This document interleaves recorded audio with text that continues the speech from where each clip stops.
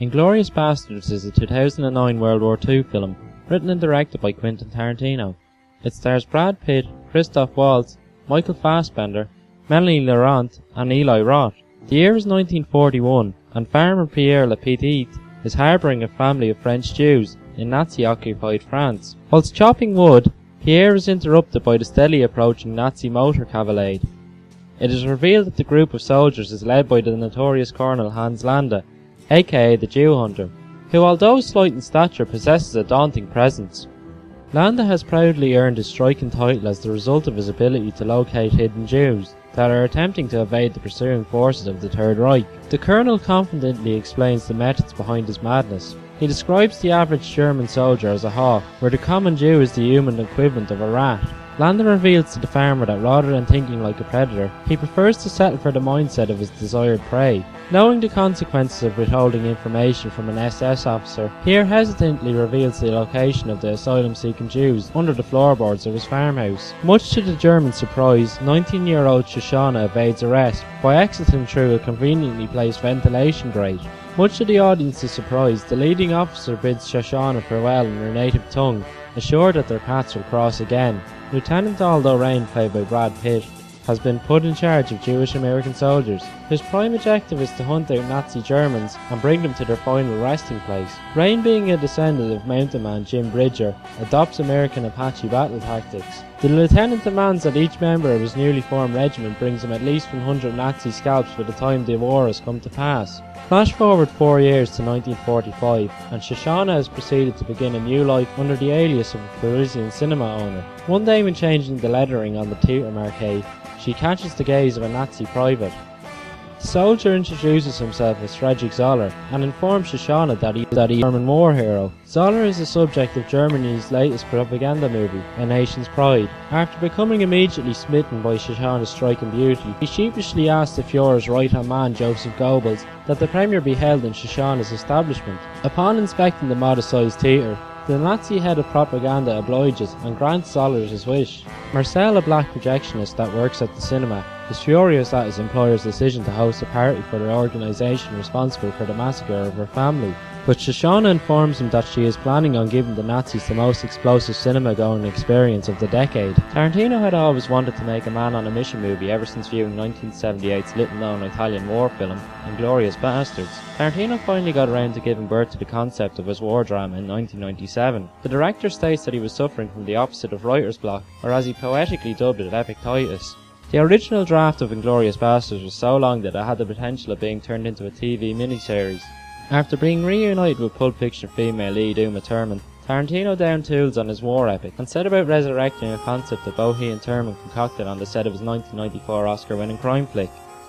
This collaboration would go on to become 2003 and 2004's smash hit revenge movie Kill Bill. Back in 1997, Tarantino had already established 3 of Inglorious Basterds' main characters. These included Lieutenant Lorraine, Shoshana, and Colonel Hans Landa. Shoshana was originally intended to go on a revenge mission, individually killing the Nazis responsible for massacring her family. But after the release of Kill Bill, Tarantino felt this tale mirrored the plot of his revenge film far too much. Quentin has pointed out how much the heroine resembles the character of Jackie Brown, by how she adapts to extremely stressful situations with relative ease. Hans Landa, or the Jew Hunter as he is known amongst French peasants, is one of the greatest characters Tarantino has ever written. Quentin Tarantino has said that he had contemplated pulling the plug on the entire project when he struggled to find a multilingual actor capable of fulfilling the role. Just as he was about to give up all hope, the director's prayers were answered and the acting resume of German Christoph Waltz was landed in his lap. Waltz played a big role in bringing the German officer to life. Tarantino and Waltz agreed that the only reason Landa smoked a calabash, the same pipe as Sherlock Holmes, was to convey to his victims how superior his detective skills were, and just how futile it would be to try and deceive him. Waltz, who was a German television actor prior to this movie, attributes the revitalization of his career to Tarantino. The director reciprocated this praise by accrediting the success of the film to Waltz. The man who portrayed the Nazi colonel would go on to win Best Actor at Cannes and Best Supporting Actor at the 2010 Oscars. Tarantino, who rarely writes parts intended for specific actors, had always imagined casting Brad Pitt as the lead character, Lieutenant Rain. Tarantino had his doubts as to whether Pitt would be free to take part in his war film. Much to his surprise, Pitt's manager informed the director that Brad always leaves room in his schedule for golden opportunities such as this. Quentin was relieved that he had landed his lead man, as he could not possibly fathom any other actor in the role. Eli Roth, who had worked with Tarantino on 2006 horror movie Hostel, plays Sergeant Donny Donowitz, a.k.a. the Bear Jew. The Jewish sergeant is in fact the father of the cocaine-addicted movie producer Lee Donowitz from 1993's True Romance. The real-life horror director Roth was responsible for filming the footage for what is meant to be Joseph Goebbels' masterpiece of Nazi propaganda, A Nation's Pride. The full-length version of this short movie is available on both the DVD and Blu-ray special editions. Tarantino intended for this movie to be a love letter to cinema. Not only does he incorporate iconic cinematic techniques such as 1970 fonts and De Palma-esque split screens, but the director also tries to turn the viewer onto European filmmakers, such as G.W. Pabst, Leni Riefenstahl, and even Joseph Goebbels. In contrast to the majority of war films from today, Inglourious has its fair share of comedy. Even the evil Hans Landa has its moments. Ooh, that's a bingo! Despite the film having over-the-top action sequences, there are certain scenes where the pace seems to outright plummet.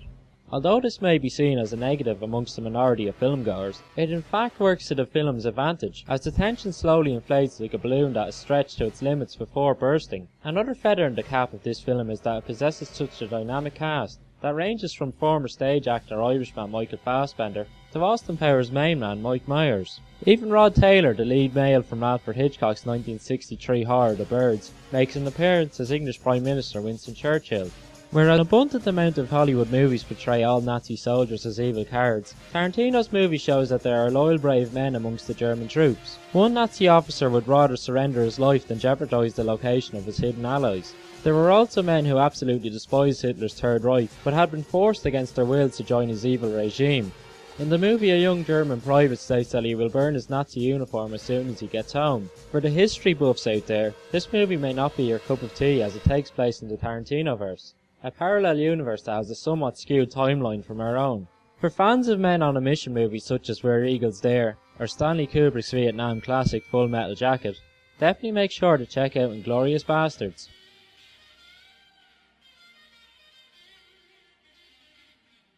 Ooh, that's a bingo!